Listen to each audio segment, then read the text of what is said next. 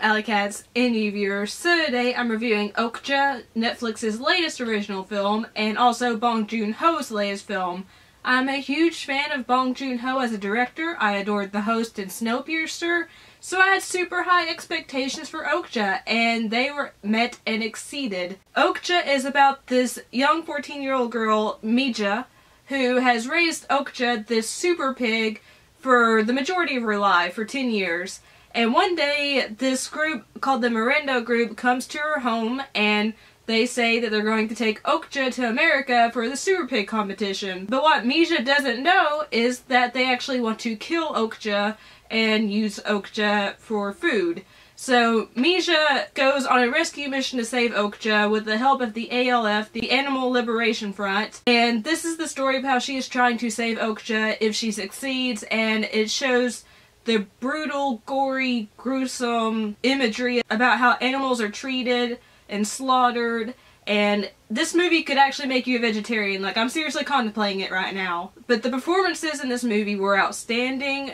The young girl, I cannot pronounce her name, I'll put it on the screen, I'm so sorry, was phenomenal. She did such a good job. She portrayed happiness, emotion, pain. For such a young actor, she did so well. I also really adored Jake Gyllenhaal in this film. He was totally cuckoo. I've never seen him act this way in any other film, but he just sold his performance, even though it was a very brief appearance in this film. He totally stole the show. Also, Steven Yeun and Paul Dano were just great in this film. They really sold their roles. They're both leaders of the ALF, and you could see why they are part of this group and why they love animals so much and why they want them to be treated correctly. I also really adored Tilda Swinton as the villain of this film. She is the head of the Miranda Group, and it's a delicious treat. There is a twist. I won't spoil for you, but it's just...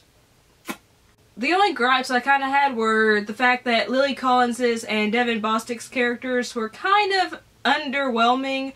They weren't there very much, and I wish I could have gotten a little more backstory on those two characters because they were very interesting when they were on screen, but I felt they were underutilized. But this film does so much so well. It gets the aesthetic down. In certain scenes when it's a happy atmosphere, it's vibrant and colorful and optimistic.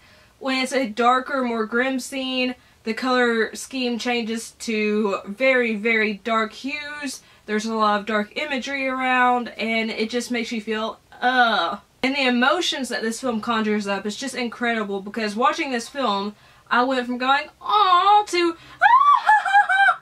This film genuinely tore my heart out, and after watching it, it has still stuck with me. I'm still picking up the shattered pieces of my heart from watching this film, because this film is not for the faint of heart, and if you are an animal lover, you might not want to see this film, because there are some moments that will rip your heart out. But I think Bong Joon Ho did a fantastic job directing this film. I think all the actors are great. I thought the aesthetic changed appropriately according to the environment and the emotions that were being conveyed at that time in the film.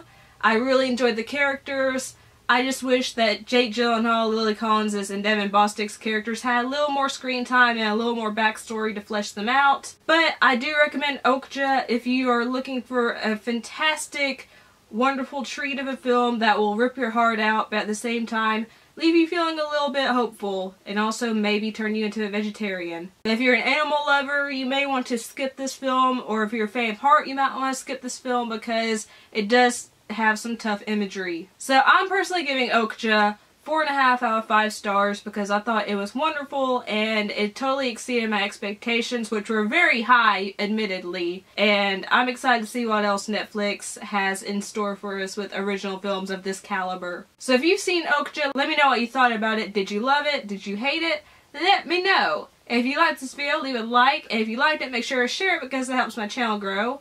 Also, if you're new to the channel and you like what you've seen and heard, please hit the subscribe button and join the Alycat family. I would love to have you here, and we're a very friendly community. And if you haven't hit the notification bell yet, please do so, because you'll be a part of the Alycat notification squad, which means you get extra brownie points from me, and also the added perk of being notified when I upload a new video or start a new live stream, when I start doing those again. And if you'd like to follow me on social media sites, I'll find all those links down below in the description box. I love you guys. Thank you so much for watching. I'm gonna go pick up the broken pieces of my heart some more now because Okja ruined me.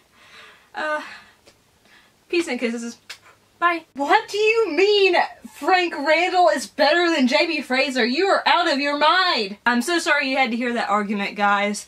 But to make up for that fact, my face will be floating over here in the near future. You can click that face and it'll send you to my channel if you aren't already.